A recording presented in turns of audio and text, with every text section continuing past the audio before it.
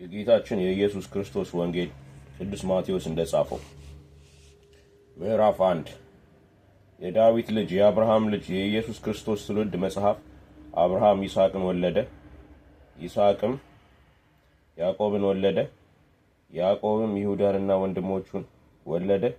ይሁዳም ከትዕማር ፍሬስናንና ዛራን ወለደ። ፍሬስም ኤስሮምን ወለደ። ኤስሮምም አራምን ወለደ። አራምም አሚናዳብን ወለደ። አሚናዳብም ነአሶንን ወለደ። ነአሶንም ሰለሞንን ወለደ። ሰለሞንም ከራኬብ ቦዔዝን ወለደ። ቦዔዝም ከሩት ኢዮቤድን ወለደ። ኢዮቤድም እሴይን ወለደ። እሴይም ንጉሥ ዳዊትን ወለደ። ንጉሥ ዳዊትም ከአርዮ ሚስት ሰለሞንን ወለደ። ሰለሞንንም ሮዋብንም ወለደ። ሮዋብም አብያን ወለደ።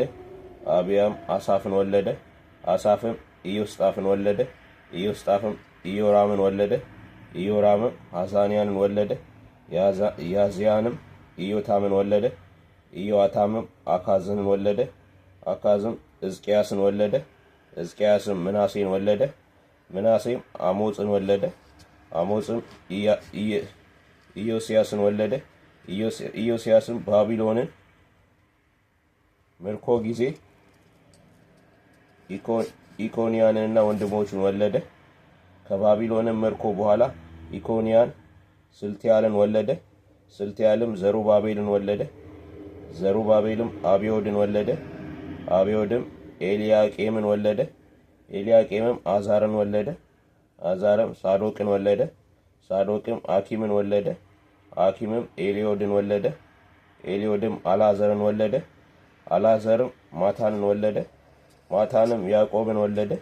ያዕቆብም ክርስቶስ የተባለውን ኢየሱስን የወለደችውን የማርያምን እጮኛ ዮሴፍን ወለደ። እንግዲህ ትውልድ ሁሉ ከአብርሃም እስከ ዳዊት 14 ትውልድ፣ ከዳዊትም እስከ ባቢሎን ምርኮ 14 ትውልድ፣ ከባቢሎንም ምርኮ እስከ ክርስቶስ 14 ትውልድ ነው። የኢየሱስ ክርስቶስ ልደት እንዲህ ነበር። እናቱ ማርያም ለዮሴፍ በታጨች ጊዜ ሳይገናኙ ከመንፈስ ቅዱስ ጸንሳ ተገኘች። እጮኛዋ ዮሴፍም ጻድቅ ሆኖ ሊገለጥላት ስላልወደደ በስውር ሊተዋት አሰበ። እርሱ ግን ይህን ሲያስብ እነሆ የጌታ መልአክ በሕልም የታየው፣ እንዲህም አለ፣ የዳዊት ልጅ ዮሴፍ ሆይ ከእርሷ የተጸነሰውን ከመንፈስ ቅዱስ ነውና እጮኛህን ማርያምን ለመውሰድ አትፍራ።